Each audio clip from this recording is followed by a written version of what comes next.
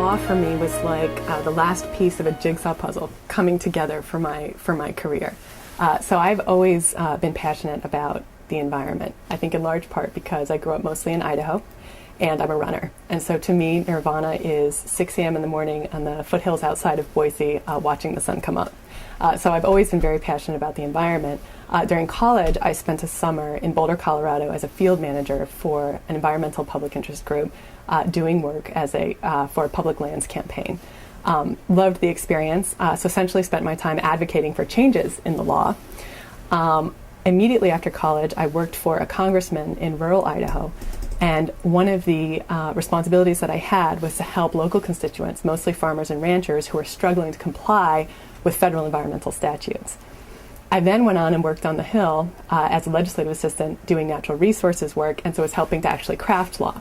So before I knew anything about law, I had advocated for changes in the law.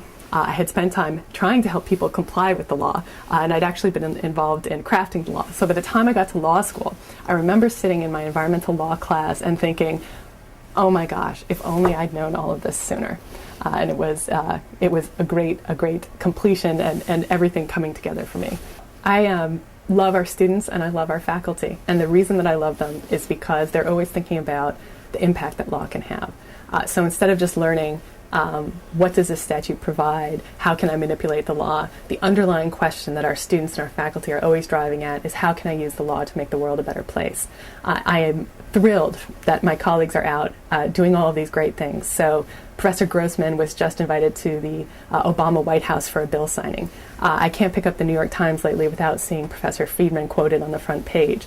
Professor Kuh, I was tickled to learn that Professor Kuh's blog on international law is not only one of the premier international law blogs in the country, but is read by Angelina Jolie.